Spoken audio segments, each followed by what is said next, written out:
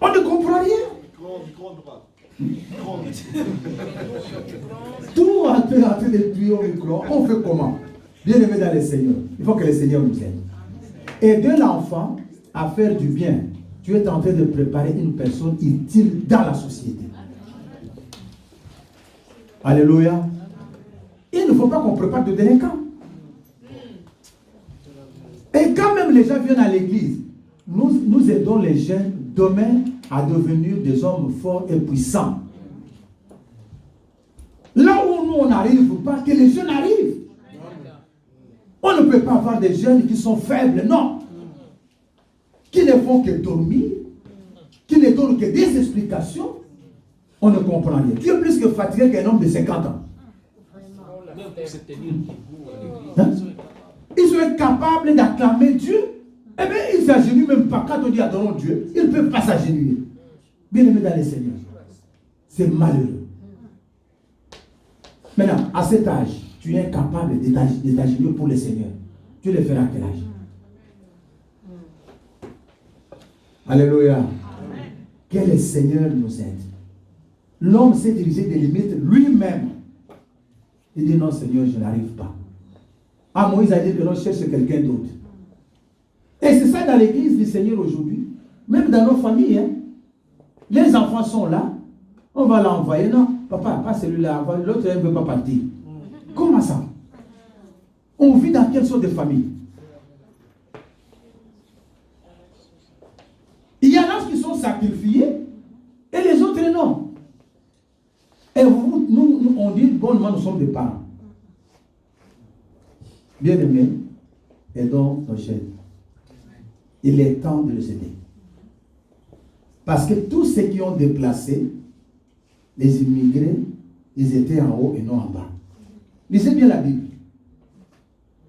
Et Joseph en Babylone. Alléluia. Adassa, Esther. Tous ceux qui ont immigré, ils avaient vu la main de Dieu, ceux qui craignaient Dieu. Mais nous n'allons pas venir ici nous mettre des limites. Non. Moi, comme mon père il fait la peinture, le ménage, on sera que là. Amen. Tu ne peux pas aller loin. Pendant que tu vas chez l'Europe, toi tu acceptes. Aujourd'hui, quand on dit à l'enfant, habille-toi correctement, ça devient un problème. Tu veux que je devienne vieux? Est-ce que le problème de la vie, c'est dans la tenue? Quand tu mets les pantalons aux fesses, là tu es jeune. Et ça, je vous dis, entre guillemets, je suis aussi dedans. Nous sommes tous noirs. Il est rare de trouver des enfants blancs qui sont sérieux dans ce pays-là. Regardez dans la rue. Nous nous promenons tous ensemble. Regardez dans la rue. La plupart des gens qui marchent comme ça, c'est nous. Et c'est ce que nous avons hérité. Bien aimés dans le Seigneur, Dieu ne nous a pas limités. Dieu nous a amenés à aller plus loin. Cherchons à faire ce que Dieu a voulu pour nous. Alléluia. Nous avions beaucoup reculé. Comment tu peux avoir les enfants dans la maison? Ils sont 3, ils sont 4. Et il n'y a que 2 qui travaillent, l'autre est chef. Et vous laissez même les enfants rentrer à 1h du matin. Toi tu es déjà endormi. Quels sont tes parents? Bien aimés dans le Seigneur. On vit dans quel monde? On est chrétien, on ne l'est pas. Toi tu es déjà endormi. L'enfant veut rentrer à 1h du matin chez toi. Et il vient avec la copine. Oh non, il donne là-bas avec sa copine.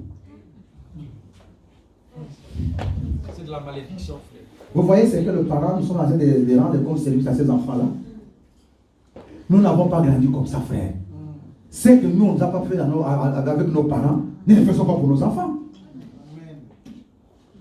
Quelle image que nous donnons. Et quand ça va être trop tard, c'est alors que tu vas dire que non, moi je ne veux pas de ces garçons, mais quand elle venait avec ces garçons-là, tu avais dit quoi? Ce n'est pas toi qui donnais les 10 € pour aller au McDo. Des fois, papa ne savait pas. Il faut que Dieu nous aide. Ne mettons pas de barrières pour nos enfants. Aidons nos enfants à aller plus loin. Ne fabriquons pas de malheureux bien-aimés. Dieu ne nous a pas appelés à être de malheureux. Dieu nous a appelés à aller plus loin. Il dit à Jérémie, toi tu vas aller dire là, partout, tu vas aller. Nous voulons voir nos jeunes entrer dans des bureaux ici. Amen. Ceux qui n'ont pas allé à l'école, qui sont? Ceux qui n'ont pas allé à l'école, il y a des formations. Tout est prévu pour réussir. Amen. Alléluia. Amen. Quand l'apôtre Paul dit, mes mains ont servi, il faisait quoi? Il disait des notes. Donc, tu ne peux ne pas avoir un niveau, mais c'est faire les chefs d'entreprise. Ce qui est avec nous, nous sommes des paresseux et des orgueilleux. Nous sommes limités dans l'orgueil. Tu veux être tout le temps prêt au propre. Mais tu es propre, tu n'as rien. Tu ne travailles pas. Tu préfères aller nettoyer pour quelqu'un d'autre. Toi, tu ne peux pas faire cette entreprise-là. Quand vous parlez à l'Intermarché, on vous dit que l'argent de celui qui sort les poubelles et celui qui travaille dans le bureau, c'est différent? Non, mais nous avons des fois des choses qui nous bloquent. C'est-à-dire, à chaque niveau, tu as les moyens d'aller loin. À chaque niveau, tu peux aller très loin. Si tu as la conscience, si tu crains Dieu. Parce que ce que toi tu vas faire, la Bible dit, parle de Isaac, qu'il est devenu fort riche. Ce qu'il faisait, c'était quoi? La Bible nous parle, il creusait des puits. Aujourd'hui, si on te dit de creuser les puits, tu vas dire que non, c'est ça le boulot. Alléluia. Bien-aimé dans le Seigneur. Et ça, c'est dans les domaines aussi de la formation. Oh non, moi j'ai 50 ans, je vais faire encore quoi? Limite. L'homme se limite lui-même par rapport à son âge. Toi, tu as 50 ans plus que tout le monde de 50 ans. On a vu dernièrement un homme âgé de 73 ans ou quoi comme ça, qui a présenté les bacs. Alors, qu'est-ce que vous allez nous dire? C'est juste nous voulons nous limiter. On ne veut pas aller loin. On ne veut pas voir autre chose. Un chrétien, c'est une personne forte. On ne peut pas blaguer avec un chrétien. Il est fort. Parce que Dieu est puissant. Il a un Dieu puissant. Donc la puissance que Dieu lui a donnée, il doit être au-dessus de beaucoup de gens. Mais aujourd'hui, les chrétiens sont devenus faibles parce que lui-même s'est dirigé des limites. Ce n'est pas Dieu, mais c'est lui qui ne veut pas aller loin. Bien aimé, tu peux entreprendre un petit rien dans ce pays et demain les gens parlent de toi. Amen. Si tu crains Dieu et tu mets la volonté, tu te dis que ce que je fais, c'est dans ça que je veux réussir, tu réussiras. Mais les tendances est de regarder de gauche à droite. De voir seulement ce que l'autre a, c'est ce qui est bien. Lui travaille bien, il est bien dans son bureau là, il est bien dans son travail. Mais il travaille par rapport à son niveau. Tu n'es pas médecin, on va te prendre pour dire non, vas-y, donner un cabinet de médecin. Il ne faut pas avoir les limites de la honte. Les gens deviennent malheureux parce qu'ils ont la honte. Tu ne connais pas, je ne connais pas. Alléluia. Amen. Alléluia. Amen. Je ne connais pas, je ne me mets pas de limites. Je vais chercher quelqu'un qui connaît, frère. Tu peux m'aider là? J'ai une idée. Tu m'aides pour avancer. Point barre. Non, je ne sais pas parler. Mais Dieu va t'aider à ce que tu parles bien. Jeunes gens, allez très loin. Ne vous limitez pas. Aujourd'hui, c'est comme si les gens sont en train de faire la course. 22 ans, mariage. C'est comme si on dit non, on va arrêter de se marier. Celui qui veut se marier, il n'a rien. Rien. Bien aimé, il faut se tailler un peu la vie. Dieu a mis tout à notre disposition. Il nous a donné la sagesse et l'intelligence. Mais ne nous limitons pas. Alléluia. Et les parents, j'insiste, ne limitons pas les enfants. Nous n'aidons pas les enfants. Dans la plupart de nos foyers, on trouve beaucoup de désordres. Beaucoup de désordres. Et les jeunes qui est là, des fois ils travaillent, comme on avait dit tout à l'heure, il gagne plus que son père, mais il est incapable d'acheter des yogos à la maison. Non, mais frère. Amen. Non, il faut qu'on soit sérieux. Et dans tout ça, dans la plupart des cas, c'est le maman qui intervient. À laisser son argent. Tu ne l'aides pas. Il va sortir de la maison. Comment il va avoir l'amour de venir t'aider, de t'acheter du riz? Tu l'as initié comme ça. Et quand tu vas rester seul, eh bien, tu ne verras personne pour venir te visiter. Faisons du bien. Pensons pour demain. Faisons de nos enfants des gens utiles dans la société. L'église peine parce qu'il n'y a pas de jeunes qui veulent remplacer dans l'église. Dieu a besoin de nous. Dieu a besoin de jeunes. Bien-aimés, je vous encourage. Aimez le Seigneur. Servez Dieu. Écoutez les aînés dans la foi. Écoutez le parent. C'est pour votre propre bien. Alléluia. Alléluia. Amen. Vous savez, il y a des jeunes qui regrettent, qui n'ont pas de parents biologiques, bien entendu, qui se disent, ah, il fallait que j'aie mon père. Mais ceux qui en ont, ils trouvent comme si c'était de la blague. Pourquoi? Parce que son père lui a dit que non, ne m'amène pas de copines à la maison. Eh bien, tous les gens vont se liguer contre ce père-là. Et ils sont bien, non, lui, ah, il exagère. Bien aimé. Si toi, tu ne veux pas aider tes enfants à aller de l'enfant, laissez l'autre parent prendre la responsabilité. Parce qu'aujourd'hui, on se trouve devant des parents irresponsables, justement, des parents. Ils autorisent tout, ils veulent tout, et à la fin de compte, on ne va pas créer de malheureux, bien aimé. Aimons nos enfants ne signifie pas de ne plus lui dire que ce qui est mauvais. Quand tu dis à ton enfant, ça c'est ton péché, ne le fais pas, ça c'est mauvais, conduis-toi comme ça, tu l'aimes beaucoup. Que c'est lui qui laisse le laisser aller. Dieu nous a donné la responsabilité. Et même la Bible parle quand on parle pour le diacre. Tu ne peux pas prendre la responsabilité de l'église si tu es incapable d'éduquer ta propre famille. Donc, bien-aimés dans le Seigneur, jeunes que nous sommes, parents que nous sommes, enlevons les limites. Parce que des fois, les limites viennent. Un parent qui dit, ah, celui-là, je vois, il ne va pas loin. Évitons ces phrases-là. Tu es en train de condamner l'enfant. Il faut l'aider au lieu de le condamner. Alléluia. Parlons de bonnes paroles à nos enfants. Il faut arriver à chérir nos enfants. Mais quand il y a des dérapages, attention. Alors, alléluia. Amen. Parce que ce sont eux qui prendront le relève demain. Tu seras fatigué. Eh bien, celui-là que tu ne veux pas qu'il donne 50 € à la maison, eh bien, il ne viendra pas. Nous avions travaillé un peu dans la maison de retraite. Nous savons ce qui se passe. Hein. Il y a des parents qui pleurent là-bas parce qu'ils ne voient personne. Mais il y a des enfants. Que Dieu nous aide. Nous allons évoluer sur le point et nous voulons parler encore. Je vais un peu parler sur Gédéon, Juge chapitre 6. Lui dit non, moi. Dieu lui dit, tu es vaillant guerrier. Lui dit, moi, Gédéon, tu es vaillant guerrier. Moi. Ma tribu est la plus petite de Manassé. Elle est une tribu faible. Bien aimé, c'est Dieu qui renforce le faible. Alléluia. Ne te sous-estime pas par rapport à ce que tu es. Je suis petit de taille, mais Dieu m'a fait comme ça. Je veux me trouver là où il y a les grands. Je vais rester là-bas.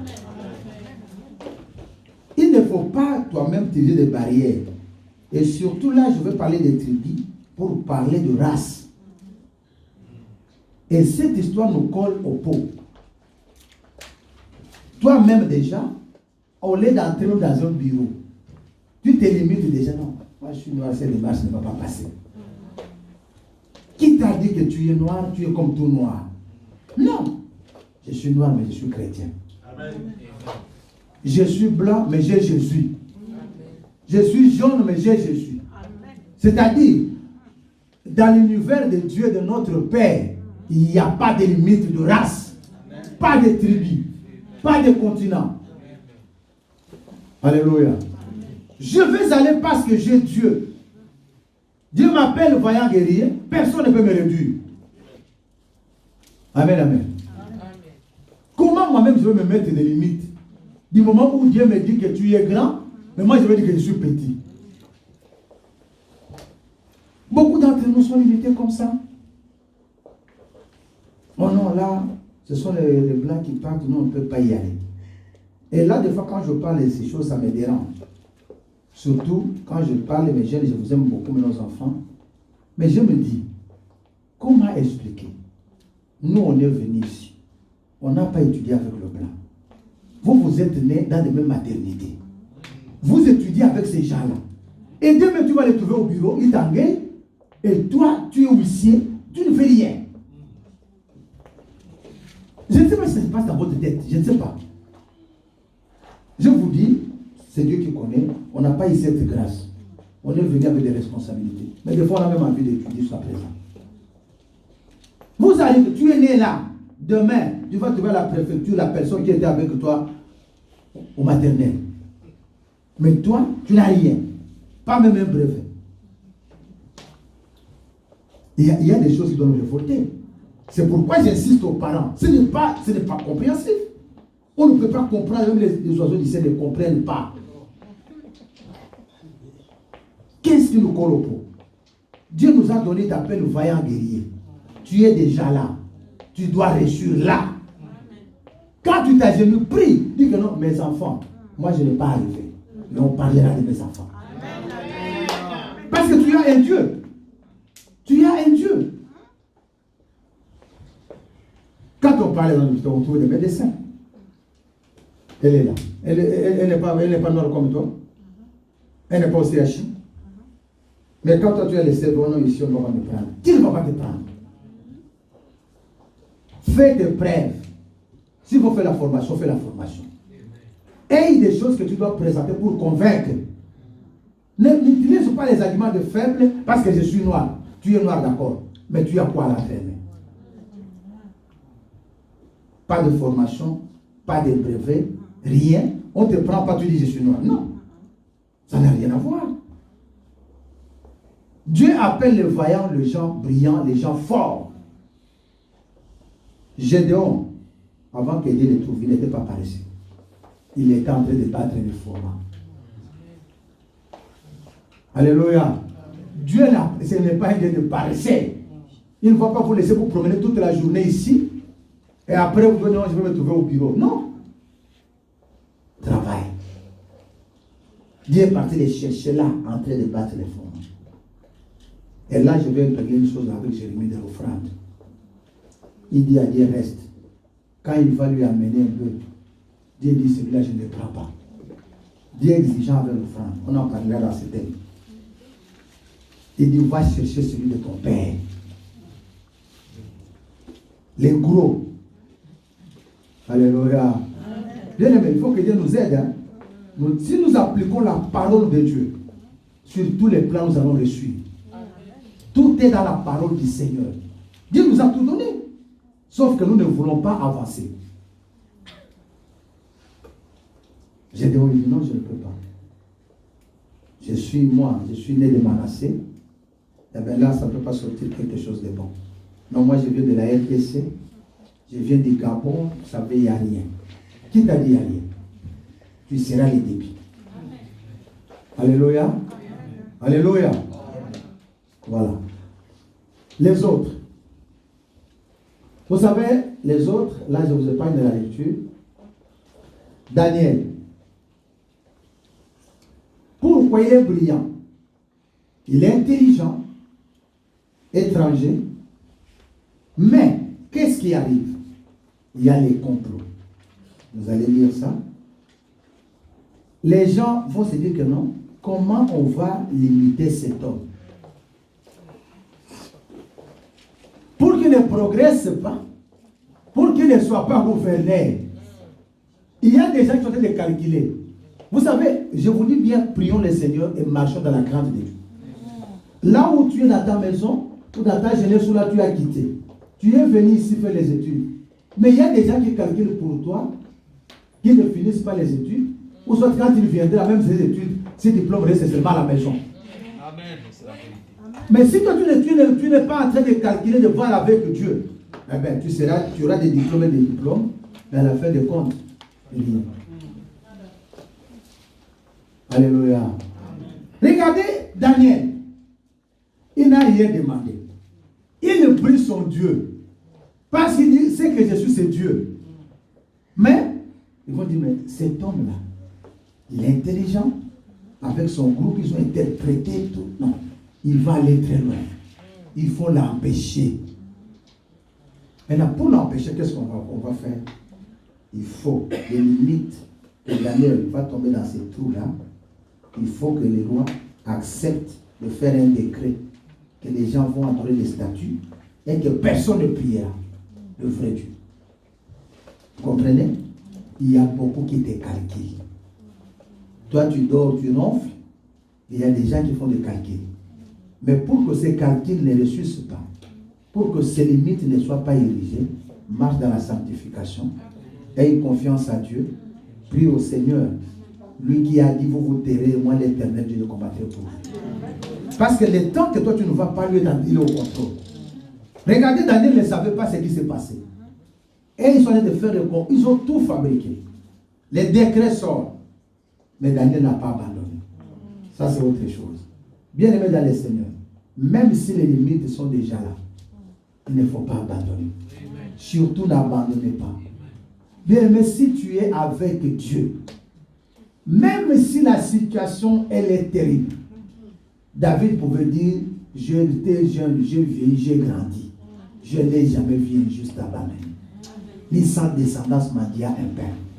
Bien aimé dans le Seigneur, cet homme n'a pas abandonné. Malgré les limites posées, personne ne va prier. Il a dit non. Moi, je ne change pas mes habitudes. Matin, midi, soir. Je veux prier Dieu. C'est comme a fait ces trois compagnons, Abednego, Meshach et Shadrach. Ils ont dit, même ici, il faut chauffer la fournaise combien de fois. Nous, ce que nous savons, l'Éternel, le Dieu, notre Dieu, nous servons, il nous sortira de là. Même si on ne sort pas, on ne change pas notre décision. Et là, il faut que quelqu'un qui est devant les limites ne recule pas. Pourquoi tu ne veux pas reculer? Parce que tu sais que tu es à Dieu. Si tu recules, tu perds. Ces gens ont comploté contre Daniel. Mais Dieu a fait de lui un homme puissant. Alléluia. Amen. Alléluia. Amen. Les limites étaient fixées par les autres. Ce n'était pas fixé par Daniel lui-même. Par les autres, mais Dieu lui a donné la victoire. Amen. Et là, j'enseigne avec Néhémie 4, 1 à 3. Là où nous trouvons les Sambala, les Tobija. Et ils sont en train de construire. Et ce point-là, il est important. Bien aimé dans le Seigneur, nous venons à l'église non pour rester les mêmes. Il n'y a que Jésus qui reste le même, qui ne change pas. Nous sommes appelés à changer. Regardez ces gens. Ils vont se mettre en colère. Et c'est ce qui arrive parmi nous. Tu viens à l'église, d'un coup tu rencontres un frère, tu t'énerves, dans le vide. Bien aimé, dis-toi que ce n'est pas bon. Le frère t'a fait quoi? Des fois parce qu'il a garé sa voiture, tu as regardé sa voiture, c'est fini. Tu as la colère. Bien aimé dans le Seigneur, cela ne peut pas se trouver parmi nous.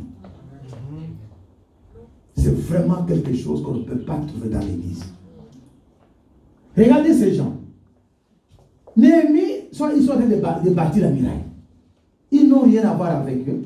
Mais Sambala est obligé en colère. Et il va même dire que ces gens impuissants, c'est-à-dire il les limite, il trouve que ce sont des faibles. Il dit non, un renard va se poser et le muraille va s'écrouler. Oh. Qu'est-ce que tu auras quand le muraille va s'écrouler? Qu'est-ce que tu as perdu dans ce miracle? Et c'est de même pour nous. Tu es là, comme si tu peux te trouver ailleurs. Quelqu'un prend l'engagement. Il va aller à la banque contacter son crédit. Mais toi, tu attends que non, il a payé sa maison. D'un coup, tu es en colère. Lui, là, il paye. Comment il va payer la maison? Avec sa santé, là, demain malade, après malade. Il n'a même pas un bon boulot. Tu te freines, toi. Ces limites que tu es en train de poser pour l'autre, c'est toi qui se freine. Pourquoi tu n'auras pas le courage de faire comme lui a fait? Amen. Parce qu'avec le viveur, c'est qu'on dit non, on se met la corde au cou. Donc comme tu sais déjà que non, c'est quelque chose de pesant. Eh bien, tu ne le feras pas. Après-demain, 2 ans, 3 ans, 5 ans, 4 ans, 10 ans, 20 ans, il est libre. Toi, on te trouve là où tu étais toujours. Tu dis, si j'avais acheté à l'époque, si, quand tu dis si, c'est fini. J'aurais fini mon crédit, ton crédit dans la part, tu finiras pour toi. Bien aimé dans les Seigneurs, évitons la jalousie.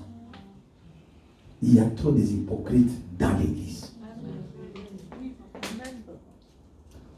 Tu parles avec quelqu'un, tu le prends pour une sœur, pour un frère. Mais à un moment, quand tu écoutes ce que lui parle à côté d'autres personnes, tu te dis, mais est-ce que c'est cette personne-là ou quelqu'un d'autre?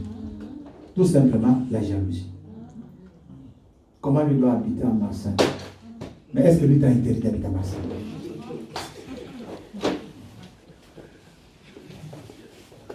Hein? Même au ciel, Dieu ne nous a pas interdit, frère. Si c'est lui qui veut aller au ciel, il ira. Sauf que tu acceptes Christ et tu marches dans la volonté de Dieu, mais tu vas partir. Maintenant, tu vas jalouser quelqu'un qui a pris quelque chose qui restera sur la terre. Au lieu de dire, ah, gloire soit rendue au Seigneur, frère, je vais te poser la question. Comment tu as fait? C'est simple. Au lieu d'aller critiquer de gauche à droite, il fait ça, il a même eu un CDI, il va signer un CDI comment? Mais on le signe comment? Pour signer le CDI, il faut t'appeler toi?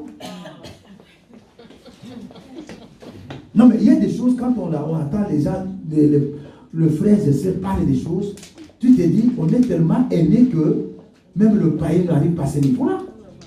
Nous devons changer l'Église du Seigneur. Oh non, lui m'a fait ça parce qu'il a fait des grosses études, il est docteur. Frère, peut-être le frère n'a rien fait. Ta jalousie t'a poussé de voir qu'il est mauvais. Il n'est pas mauvais. Il a fait ses études, laisse-lui tranquille. Tu n'as pas étudié, des fois tu n'as pas eu la possibilité de faire, ou soit tu n'étais pas intelligent. C'est pas grave. Débrouille-toi autrement, frère. Laisse le frère tranquille. Et toi, il faut dormir en paix. Il y a des gens qui ne dorment pas. Toute la nuit, il est en train de calculer comment l'autre a fait, comment l'autre vit. Ça va être obligeable. Nous devons arrêter. Le temps est arrivé. Dieu a besoin de briser nos limites. Mais pour que Dieu le fasse, il faut que toi, tu n'ériges pas de limites contre les autres. Évitez de le faire contre les autres. C'est lui qui est béni. Gloire à Dieu. Point barre.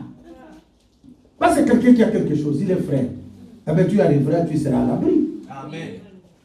Qui le sait? Ça peut arriver que tu as quelqu'un, tu n'as pas de place. On va te loger. Amen. Mais si toi tu es jaloux, non, toi, tu restes là. On ne va pas le faire, mais on te dira que frère abandonne. Amen. Celui qui a le travail, il donne un verre d'eau. Amen. Il a le travail que toi tu jalouses. Il paye la chaise, tu t'assois. Amen. Qu'est-ce que tu veux de plus? Il faut que le Seigneur nous aide. Arrêtons le comportement de Tobija et de Sambala. Oh non, il est faible. Il est faible mais fort avec Dieu. Amen. Il ne faut pas que tes yeux te trompent de voir que celui-là il est pauvre. Non. C'est toi qui le vois pauvre. Tu ne sais pas comment Dieu va changer sa vie. Et la plupart des cas, nous traitons de pauvres seulement sur le plan matériel et financier. Ce type-là, il est béni plus que toi parce qu'il vit en paix. Amen. Dieu l'a béni avec la paix. Toi, tu as des millions, mais tu es stable. On a vu des gens travailler, ils ont de bons boulots, ils ont des sous, mais ils ne dorment pas. Tantôt à Paris, il est parti en Belgique. Si on lui demande, tu es parti faire quoi? Lui-même ne sait pas pourquoi il est parti. Donc, tourmenté. Frères et sœurs, que Dieu nous aide. Dieu nous aime beaucoup, hein. Il a besoin que nous puissions avancer. Mais, arrêtons. Parce que la Bible dit, les fossés que l'homme crée pour l'autre, lui-même tombera. Il ne faut pas créer des fossés pour que tu tombes. Si toi tu ne tombes pas, tu peux laisser les fossés pour que les enfants tombent. Ce n'est pas bon. Et ça, je le dis à l'église. Ne soyons pas jaloux. Nos enfants que nous avons, on ne sait pas demain. Évite que demain, quelqu'un ne soit pas ton enfant. Ah, ça c'est le frère, c'est un enfant de papa tel. Lui avec mon père, ça ne va pas. Je ne veux pas l'accueillir. Évitons ces choses-là. Dieu nous a donné seulement l'amour. N'ayons pas d'autres dettes. Pas la colère, pas la jalousie. Que Dieu vous bénisse.